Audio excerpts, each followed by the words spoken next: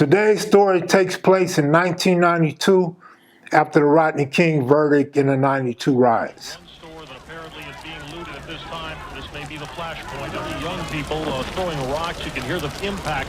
The scene has really gone crazy out here right now. What's up, YouTube? Welcome to another episode of KM True Story. Welcome to another episode of Another one bites the dust. Welcome to another episode of Another one bites the dust. Welcome to another episode. Another one bites the dust. Welcome to another episode of KM Another one bites the dust. True Stories. I remember the night of the riots. I was in Las Vegas, and I had just got my pockets tore up. I just got broke. I'm talking about broke. I come back with just enough taxi money to get home. Back then, it would cost me about $20, $19 to $20 to come home from Greyhound, and so I had about 20-something dollars on me. And I get there, and there's no taxis at the bus station. Real quiet, dark. Man, it was, you could feel something in the atmosphere. We all talked about it. We don't know what's going on, but something's going on. Feel like it might be the end of the world or some shit. Like, you're not seeing no traffic downtown. The homeless people aren't really there. Like, where are they at? Where did they go? And so I tried to use the phone. Couldn't use the payphone. All the phone calls was busy signals. So I couldn't call moms. I couldn't call Al. I couldn't call nobody to come get me. So I got to walk home from downtown, from the Greyhound station, all the way home. And I'm walking, I'm going all through downtown, the east side. I take King Boulevard westward, and I get to Bell Sales. And it's going down at Bell Sales. And I get me a bunch of khakis, bunch of t-shirts, some belts, some blue rags. And then I figured out I can't take all this shit home. So I just drop this shit. I keep going up King Boulevard, get to the liquor store. I grab a bunch of team hats because I love the fitted hats. Grab me some alcohol. Right there, that's like, I want to say it's right there at Arlington. Arlington going east to Western. And after a while, I got to Lamert. I couldn't even carry all that. Finally, I get a payphone to work. Mom's come scoop me up. Mom scoops me up in Lamert. I go to the house, immediately get back out there in the streets to find the homies.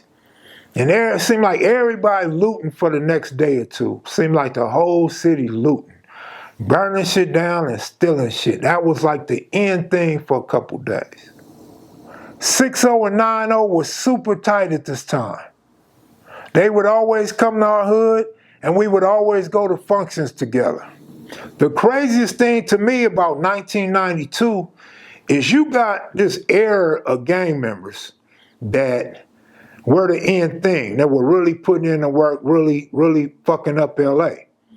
But then you had the dudes a few years older that were still in the street and still had some say-so. And then you had the guys younger, that next generation that was really kicking up dust, really making a name for themselves and helping further advance the name of different hoods. And so you got these three generations of real dudes, of real gang members, of real shooters, and real grimy, jump over gates, drive-by shooting niggas. This is like the end of the Jerry Curl era, end of the perm era. Like, we're venturing off into a new era in America. There's still mass incarceration, so you got a lot of dudes in prison, but you also got a lot of dudes getting ready to parole in the next year or two. I had this light blue Cutlass, right? You already know it had Dayton's on it, right? The talk around town was the Watts Peace Treaty, the Peace Treaty in the Pueblos. South Park got cracking, and peace treaty between sets like the 60s, the Hoovers, the A-Tray gangsters, and so on.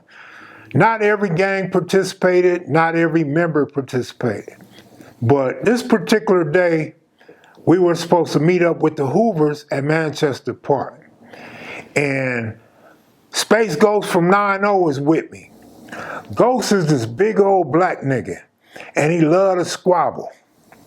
Ghost's favorite saying is on 9-0. Like, and he says it in a different tone than anybody else. On 9-0, on 9-0. And we're gonna go up to Manchester Park, but we're not with the homies. The homies ain't with us. It's just me and Space Ghost. And so we roll by Manchester Park and we see a bunch of Hoovers in the park, almost like they're shaded. They're not trying to be seen. So it looked real peculiar, like, you don't really want to mess with them dudes right now, right? So we're waiting on Slip Rock and a caravan of homies to show up. And so I just ride around. I'm going through Hoover Hood. It's real empty. It's real quiet, real silent. And Space Ghost say, fuck that. Let's go up to Manchester Park. I'm driving and I look over at Ghost and Ghost like, nigga on 9-0, let's go back up to the park. So we double back to Manchester Park. We pull in the parking lot and there's no cars in the parking lot. And the Hoovers then got a little bit deeper. They at the other end of the park. Ghost was known as this legendary street fighter. And he's an ex-member of the 9-0 Hoover Crip gang. And I pull up thinking we just gonna wait, we gonna hold up, we gonna wait on the homies, and Space Ghost jump out the car. So I said, where you going? He said, I'm going up in there with them fools. I'm like, man, you crazy. I'm like, well, I'm not gonna let you go up in there by yourself. So I get out the car and I'm walking behind Ghost. I mean, I'm really walking behind him. We're not walking side by side. I'm walking behind him. If a hell of bullets come, nigga, they gonna hit you before they hit me, and you gonna be my shield for me to get off. But Ghost gets to talking about, man, these niggas know me. I know these niggas. They don't want none. I'm like, what you mean they don't want none? It's just us. He like, man, I done squabbled a lot of these dudes. These dudes know me. So I don't know if it was his voice or they recognized them ain't homies. And the Hoovers just start coming like a crowd of Hoovers. If you ever been to a baseball game or an NFL game when it lets out, this is what it looked like. It looked like the Hoovers was coming up out of the Coliseum or some shit.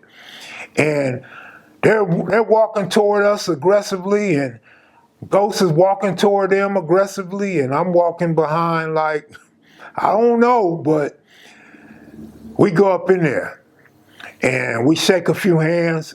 They hugging on Ghost, man. It's like they happy to see Ghost and Ghost is happy to see them. And they hugging and talking and I'm shaking hands.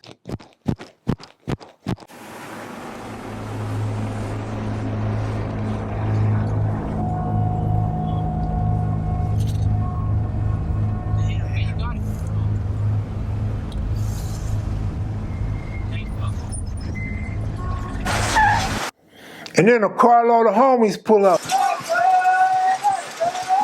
I'm happy to see the homies. The homies, S-Mac, Slip Rock, Kaptain, just a bunch of homies is pulling up in there and they get out. And some of the homies bailed up in there with S-hats on. And of course, the Hoovers had their hats. They had the Houston Astro hats, San Francisco Giant hats. They had their orange going on. They were still banging Crip at that time, but of course the orange was coming out and being flamboyant to where you notice when you see that orange, like them Hoovers without question. And if you think about it, orange go with the Astros hat, and orange goes with the San Francisco Giants hat. So them was the colors they was wearing at that time. The criminal thing came a couple years later. They come up in the park, we shake hands. I remember Sule Mumbles from A-Tray Hoover was there. Duck from 11 Deuce Hoover was there. A couple dudes from Hoover, some young Hoovers that I was in Wayside with a few months earlier, and they there. And we really not interacting like that. We shook hands, introduced ourselves, and we're not really interacting like that. We're trying to see how it go. A few A-Tray gangsters pile up in there, and we kick it. And so we lay down on the grass, a few of us, and we just chopping it up like, man, this is crazy. Like, 60s and Hoover's really in the same park. Like, we really up in Hoover Park with the 9-0s, 6-0s and 9-0s up in Manchester Park. And so we kicking and we kicking it and we talking and all this old shit. And then finally, it's starting to get a little dark. And the police come. The police come and straight break this shit up. Police break the whole peace treaty up. We mean business, that this has got to stop. So I believe that we'll bring it under control in not too distant future. They surround the park, and then helicopter comes and everybody's throwing burners. Burners are going everywhere. Nobody wants to get caught with their burner. And then the police tell us get up out the park. They searching a lot of dudes. Some dudes they not bothering, but they searching us and telling us to get up out of there before they tow our cars and all this stuff. They actually are the reason the peace treaty broke up. The Hoovers and 60s can say what they want about not being with it and all this old shit. But that's not why it broke up. Later that night, there was a lot of shootings throughout the city. So, of course, each gang blamed their rivals. And there was different ambushes throughout the city. And so the treaty wasn't really going to work in LA like it did in Watts or in the Pueblos. You know, they had basically their own thing. And we used to go to Watts. We used to go to all the different projects. Nickerson Gardens, PJ Watts, Jordan Downs, Pueblos. We even went to Compton with the Palm and Oaks and everybody over that way. So we were getting around. We were functioning because there were so many pretty women and different things going on. You could get some money and you could party, and it was just fun during that era. It wasn't nothing else to do. It was like the city was shut down, basically. That's how it felt. And you know how black folks was back then. You want to party, so everybody was trying to get their party in, find them a girl, find them a new place to hustle, find new connections, and just enjoy the 92 atmosphere with all the smog and the smoke and the aftermath of the Rodney King verdicts. During the midst of all this, the homies got blamed for a lot of incidents with rivals. And so it just wasn't going to work. It wasn't going to work with us or them or anybody else in the South Central area on the west side. Now, the east side, they did their own thing. Watts, Compton, they continued to do them. But the nucleus of the west side of South Central, it wasn't going to work like that, because you had the Inglewood family, the H-Ray gangsters, you had the Hoovers, the 60s, the Jungles, and we didn't have our shit together like some of the other people. So from the 20s to Inglewood, it was a whole different vibe. Like we probably got 2 or 3 days rest at most. And that was the extent of that. We let the police come in and break that shit up. The sheriff and the LAPD were treacherous because in our individual communities, they focused on us. They harassed us. And now they got us all in one big area. They got us concentrated in one area at a time. That was right up their alley because they could sweat us coming in. They could sweat us leaving. They could surround us and make us disperse. They basically could have their way with us. And wasn't nothing going on in the hood except people getting money. Like, now you got the whole block to yourself if you out there petty hustling. If you got a big sack, you getting all the phone calls now. Because we trying to figure out what this thing is going to be about in South LA. We thinking about how's the future going to go.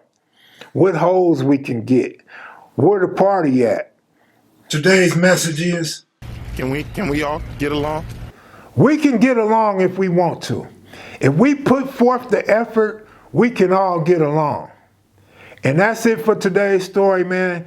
It was short, but I hope you enjoyed it. Be sure to click the like button. Be sure to leave a comment. And if you're new to the channel, be sure to subscribe. I'm out of here, y'all. Salute.